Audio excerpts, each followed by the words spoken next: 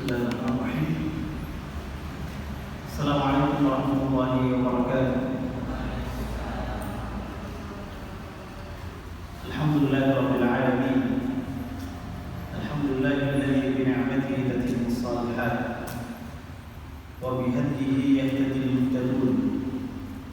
Walhamdulillahilladzi anzala 'ala 'abdihi al-kitaba wa lam yaj'al lahu 'iwaja. Walhamdulillahilladzi arsala rasulahu bil huda wa dinil haqqi liyuzhhirahu 'ala ad-dini kullih wa kafaa billahi shahida. Asyhadu an la ilaha illallah wahdahu la syarika lah, syahadatan narju biha al-fawza bil jannati wan najata minan nar. Wa asyhadu anna Muhammadan 'abduhu wa rasuluhu wa safiyyuhu wa khaliluhu sallallahu alaihi wa ala alihi wa sahbihi wa sallam tasliman katsiran. Amma ba'd. Allahumma rabbana subhanaka la ilma lana illa ma 'allamtana innaka antal alimul hakim. Allahumma 'allimna ma yanfa'una wanfa'na bima 'allamtana wa zidna 'uluman katsiratan tanfa'una ya rabbal alamin. Allahumma inna nas'aluka 'ilman nafi'an wa rizqan thayyiban wa 'amalan mutaqabbalan. Amin ya rabbal alamin. Para jemaah sekalian, para ayah, para ibu, para asatidz yang hadir pada pagi hari ini dalam kajian Wali Santri Mutabaqus Al-Adan.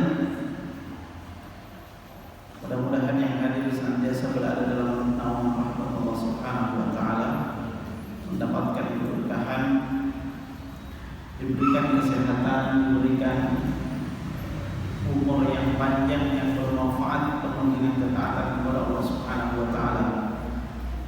Juga saya doakan semoga selamat dari berbagai macam penyakit, virus, segala macam bencana dan musibah. Semoga Allah Subhanahu wa taala selamatkan kita semua, amin ya rabbal alamin. Baik Bapak Ibu sekalian Allah Subhanahu wa taala yang saya hormati, Pak Indra selaku pimpinan utama, kiainya dan para asatidz yang hadir yang telah sabar bersama santri-santrinya. Semoga Allah Subhanahu wa taala menjadikan perjuangan itu, usaha itu sebagai jalan menuju surga. Para ayah, para ibu, ini lebih banyak ibunya yang hadir insyaallah. Ketahuan kalau kita lagi di akhir zaman betul, Pak.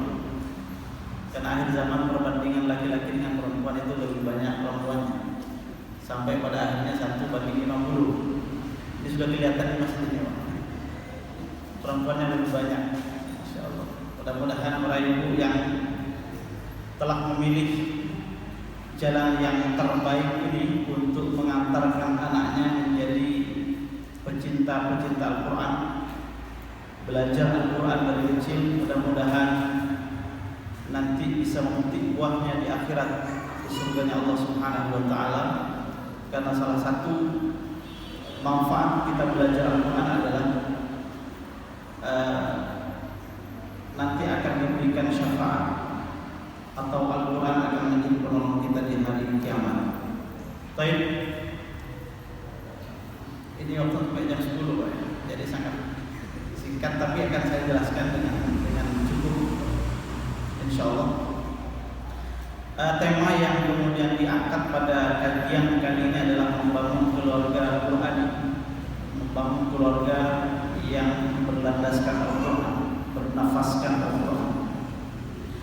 Dan saya jelaskan bahwa ada dua kata kunci di sini yang perlu kita pahami. Yang pertama ada al-usrah, kata keluarga. Yang kedua ada kata Al-Quran. Dua kata sesungguhnya ini kata yang berbeda, tapi begitu kemudian disandingkan maka menjadi satu kekuatan yang luar biasa, satu keistimewaan yang luar biasa. Keluarga sendiri itu kita harus paham satu persatu apa itu keluarga dan apa itu Al-Quran, sehingga kemudian nanti jelas arahnya ketika kita membahas tentang membangun keluarga Al-Quran itu. Yang pertama, pengertian daripada keluarga itu adalah Maaf saya nukil belum sempat terjemahkan. Nanti ada terjemahannya. Al-wahdatul ijtima'iyyah allati tahfadhu an-naw' al-insani kullah. Jadi usrah itu, keluarga itu adalah unit terkecil dari sebuah masyarakat yang tugasnya salah satunya adalah menjaga keberlangsungan kehidupan umat manusia. Wa tata'allafu al-usratu, dan usrah itu, keluarga itu terdiri dari min rajulin wa imra'ah, laki-laki dan perempuan, yartabitani ma'an bi'alaqatin zawjin syar'i, yang keduanya saling terikat dengan hubungan pernikahan yang syar'i. Hubungan pernikahan yang syar'i. Jadi itu keluarga. Jadi kalau ada dalam satu rumah laki-laki perempuan tapi tidak diikat dengan nikah yang syar'i, bukan keluarga, yang bukan muhrim. Jadi ada mahasiswa-mahasiswi satu rumah, lalu ditanya oleh Pak RT, loh kenapa satu rumah? Saya keluarga Pak. Belum, tidak disebut usrah. Usrah itu adalah yang diikat oleh akad, oleh pernikahan yang syar'i. Wa yantuju an hadhil alaqal abna, lalu dari hubungan itu, hubungan laki-laki perempuan yang diikat oleh pernikahan itu yang syar'i itu akan melahirkan anak-anak keturunan. Maka itu disebut dengan usrah. Ini dalam pengertian ini, maka usrah ini lebih umum. Dia bisa dibentuk seperti apapun keinginan orang yang ada dalam rumah tangga itu. Mau niru gayanya keluarganya Fir'aun bisa, mau niru gayanya keluarganya siapa? Gaya keluarganya presiden kita Pak Jokowi bisa, mau gaya bisa, umum. Tetapi ketika usrah itu atau kemudian keluarga itu disandingkan dengan dengan Al-Quran, maka tidak ada pilihan lain kecuali mengikuti panduan Al-Quran itu untuk mengatur keluarganya. Maka disebut dengan keluarga Qur'ani. Keluarga Qur'ani. Baik, kita lanjutkan. Ada pertanyaan, bagaimana kemudian kita menjadi keluarga Qur'ani? Bagaimana caranya untuk menjadi keluarga yang Qur'ani? Ini penting teman-teman sekalian, para ayah, para bunda. Karena hari ini umat Islam itu secara umum itu menginginkan keluarga Qur'ani. Tetapi dalam prakteknya selalu ada ketidaksinkronan antara apa yang diinginkan dengan praktek dalam rumah tangganya. Ini yang perlu kita pahami betul. Maka langkah yang paling utama yang harus kita selesai dulu adalah untuk membangun keluarga Al-Quran itu, masing-masing atau paling tidak kepala keluarganya, ayah bundanya itu memahami fungsi dan keutamaan Al-Quran. Ini pertama, di pikirannya, dalam kehidupannya paham dulu. Karena ternyata banyak yang berkeinginan untuk membuat keluarga Quran itu ternyata tidak paham apa fungsi Al-Quran Allah turunkan, apa keutamaan Allah, tidak paham. Sehingga tetap bingung di dalam rumah tangganya, bingung mau diarahkan kemana, karena ternyata di sini tidak paham. Nah, ini yang kemudian menjadi pengantar saya untuk masuk nanti kepada tahapan demi tahapan dalam membangun rumah tangga. Karena Islam itu, Bapak Ibu sekalian, Islam itu satu syariat yang Masya Allah mengaturnya itu secara rinci, secara detail, tertib dari langkah paling dasar sampai ke tujuan pokoknya nanti. Kalau ada tangga-tangga yang terlewati, itu tidak akan utuh dan tidak akan kokoh. Tidak akan utuh dan tidak akan kokoh. Maka kita pahami langkah demi langkah, kemudian nanti sampai kepada kita bisa membangun betul-betul keluarga Quran ini. Baik, sebelum saya lanjutkan, kalau kita sebut ada keluarga Qur'ani, apa kira-kira ibu-ibu yang terbersit tergambar? Apa keluarga seperti apa? Keluarga Qur'ani itu. Apakah yang semuanya hafal Quran? Apakah semuanya bisa baca Quran? Ataukah bagaimana? Yang tergambar dulu pada bapak-bapak ya, apa yang tergambar? Kalau kita sebut keluarga Al-Quran atau keluarga Qur'ani,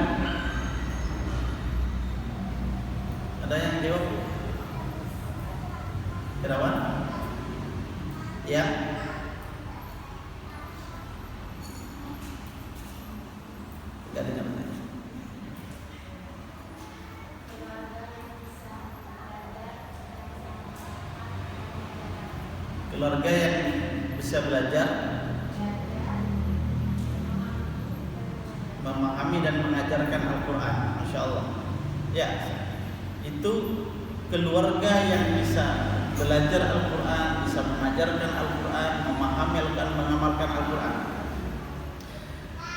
Itu keluarganya maka disebut dengan keluarga Quran. Terkadang kita menggambarkan keluarga Quran itu hanya yang banyak yang hafid. Oh, ini hafidnya hafid, lalu kemudian menjadi keluarga Qurani. Ya, menghafal itu bagian dari indikator keluarga itu disebut dengan keluarga Qurani, tapi tidak satu-satunya. Karena nanti akan bias, Pak. Ada penghafal Quran yang perilakunya tidak mencerminkan Al-Qur'annya, hafalannya, maka tetap keluarga itu tidak disebut dengan keluarga Quran. Kita lanjutkan dulu ke berikutnya, memahami ini dulu. Kita selesaikan memahami fungsi Al-Quran dulu, supaya pemahamannya utuh. Ada orang yang mengira bahwa Al-Quran itu cuma dibaca, cuma dijadikan hiasan, cuma ditaruh dan dipajang. Maka itu pemahaman yang tidak utuh, bahkan yang salah. Yang pertama adalah fungsi Al-Quran itu diturunkan oleh Allah sebagai petunjuk dan pembeda bainal haqqi wal batil. Al-Baqarah 185. Syahrul Ramadan alladzi unzila fihi al-Qur'an hudan lin-nasi wa bayyinatin minal huda wal furqan. Ini fungsi utama sebagai petunjuk. Dia sering saya sampaikan kepada sekalian, Al-Quran sebagai petunjuk itu tidak cukup dibaca. Kalau cuma dibaca tanpa difahami kandungannya itu, maka dia tidak bisa mengambil petunjuknya. Kalau Bapak Ibu sekalian kemudian beli handphone itu biasanya petunjuknya itu, bukunya itu pakai bahasa Inggris. Nah, kira-kira kalau kita tidak bisa bahasa Inggris lalu baca itu, bisa paham nggak kira-kira petunjuknya? Gak akan paham, Pak. Gak akan paham. Kalau kita kemudian tidak paham, apa yang bisa kita lakukan kalau itu berbahasa Inggris? Ada beberapa yang kita bisa lakukan. Satu, belajar kepada orang yang ahli bahasa Inggris, atau minta dituntun kepada orang yang sudah bisa menjalankan. Jadi ada dua. Kita belajar bahasanya dari dasar sampai bisa. Yang kedua, kita minta dibimbing oleh orang-orang yang sudah bisa. Kita memang tidak bisa bahasa Arab, tapi mendekat dan minta dibimbing kepada orang-orang yang sudah ahli. Maka diberikan petunjuk, oh ini cara menghidupkannya, ini cara kemudian mengirim SMS dan seterusnya. Nah, begitu pun Al-Quranul Karim yang diturunkan dengan bahasa Arab. Kalau kita tidak bisa bahasa Arab, maka kita tidak akan tahu maksud dan kandungannya yang ada di dalamnya, petunjuknya seperti apa. Tapi kita akan lama Ustaz kalau belajar bahasa Arab. Kapan pahamnya? Dekati orang yang bisa bahasa Arab, yang paham Al-Quran, untuk minta dibina dan kemudian diberikan petunjuk-petunjuk itu dengan bahasa yang dipahami oleh kita. Maka itulah yang kemudian salah satu adalah mujalasatus shalihin. Banyak duduk dengan orang-orang yang soleh, yang darinya nanti kita bisa, oh ternyata Al-Quran memerintahkan kita untuk sholat, untuk zakat, untuk puasa, untuk menutup aurat, untuk kemudian haji dan seterusnya. Itu orang yang paham memberikan kepada kita. Baik, ini petunjuk, panduan, harus difahami dengan segala upaya kita. Lalu tujuan yang kedua, fungsi lagi Al-Quran itu mengeluarkan manusia dari gelap menuju cahaya. Kita persingkat ini Ibrahim ayat 1, Alif Lam Ra, kitabun anzalnahu ilaika litukhrijan nasa minadh dhulumati ilan nur. Kitab Al-Quran itu anzalnahu ilaika, diturunkan kepada Muhammad, litukhrijan nasa, untuk mengeluarkan manusia minadh dhulumati, dari kegelapan, kekufuran, kejahiliaan, kesyirikan, ilan nur, kepada cahaya Islam, cahaya hidayah, cahaya iman. Nah, itu yang kedua. Ini fungsinya. Yang ketiga, Al-Quran itu sebagai kabar gembira bagi orang-orang beriman bahwa orang-orang beriman itu telah disiapkan oleh Allah pahala yang besar. Surat Al-Isra ayat 9. Inna hadzal Qur'ana yahdi lillati hiya aqwam wa yubashshirul mu'minina alladziina ya'maluna as-salihati anna lahum ajran kabira. Bahwa Al-Quran itu diturunkan oleh Allah untuk memberikan petunjuk ke jalan yang lurus dan memberikan kabar gembira bagi orang-orang yang beriman dan beramal saleh, bahwa bagi mereka itu adalah balasan pahala yang besar. Dan Al-Quran juga menjadi peringatan, fungsinya memberikan peringatan. Ketika Allah Subhanahu wa taala kemudian berfirman kepada Nabi Muhammad SAW, di antaranya adalah qul ayyu syai'in akbaru syahadah qulillahu syahidun baini wa bainakum wa uhiya ilayya hadzal qur'an liunzirakum bihi wa man balagh. Wa uhiya, dan Allah dan diwahyukan kepadaku hadzal qur'an ini liunzirakum, untuk memberikan peringatan kepada kalian. Apa peringatan apa? Memperingatkan orang-orang yang melanggar itu dengan api neraka, dengan siksa, dengan kemurkaan Allah Subhanahu wa taala. Sebagaimana dakwah Nabi dulu kalau mengumpulkan orang Quraisy itu memperingatkan, inni nadhirul lakum baina yaday 'adzabin syadid. Wahai kaum Quraisy, sesungguhnya aku adalah pembawa peringatan bagi kalian bahwa ada siksa Allah yang besar, yang dahsyat yang Allah siapkan bagi mereka yang tidak mau beriman. Peringatan. Fungsinya berikutnya adalah penawar dan rahmat. Syifa'un wa rahmah. Jadi penawar, obat. Jadi kalau kita punya masalah-masalah kesehatan, baik lahir ataupun batin, dan tidak kunjung ada obatnya, maka dekati Al-Quran, istiqamah dengan Al-Quran. Maka Al-Quran itu akan mengobati penyakit lahir dan batin. Akan mengobati penyakit lahir dan batin. Ini banyak contohnya, tinggal keyakinan kita kepada Allah Subhanahu wa taala dikuatkan. Jadi kalau kita banyak masalah gak ada selesainya, maka pertanyaan besarnya Ibu sekalian, bagaimana hubungan kita dengan Al-Quran? Apakah sempat setiap hari kita buka Al-Quran atau tidak? Ini karena Al-Quran fungsinya sebagai penawar dan rahmat. Kalau orang-orang punya masalah dalam kehidupannya, punya kemudian penyakit dan seterusnya, maka disuruh dekat kepada Al-Quran. Dan Allah jadikan wa nunazzilu minal Qur'ani ma huwa shifa. Kami turunkan Al-Quran itu yang fungsinya salah satunya menjadi obat, menjadi penawar. Menjadi penawar. Ini bukan berarti meniadakan obat-obat yang lain, tetapi Al-Quran dulu sebelum yang lainnya. Jangan dijadikan alternatif terakhir Al-Quran itu, karena Allah telah jadikan diturunkannya sebagai penawar. Jadi kalau di rumah kita ada masalah, maka wudu kemudian sholat, atau wudu kemudian buka mushafnya ngaji. Nanti saya sampaikan bagaimana ulama-ulama itu kemudian bermuamalah dengan Al-Quranul Karim. Berikutnya, Ibu sekalian Allah Subhanahu wa taala, Al-Quran itu sebagai penolong, syafi' bagi orang-orang yang mempelajarinya, yang membacanya nanti di akhirat. Iqra'ul Qur'ana fa innahu ya'ti yaumil qiyamah syafi'an li ashabihi. Ini tentang fungsinya. Nah, fungsi ini tidak bisa dipecah-pecah satu persatu, Pak. Ini fungsi yang memang dengannya Allah turunkan Al-Quran itu. Maka harus komplit kita fahami betul dan kita perlakukan Al-Quran sebagaimana fungsinya. Termasuk ini juga mengingatkan kita sebagai orang tua yang terkadang kemudian lupa bahwa bukan hanya anaknya yang kemudian harus belajar Al-Quran, tapi orang tuanya juga harus belajar. Tidak ada kata terlambat. Tidak ada kata terlambat dan tidak ada kata malu untuk belajar Al-Quran. Lebih baik malu kita di dunia daripada kemudian nanti kita di akhirat menyesal. Datang kepada ustaz, gak apa-apa malu, datang, maksakan itu, minta belajar kepada ustazah. Ustazah, saya sudah umur 50 ini belum bisa baca, bisakah Ustazah membimbing saya? Oh bisa, silakan, ada waktu, datang ke rumah, datang belajar. Dan alhamdulillah istri saya juga membimbing banyak orang tua.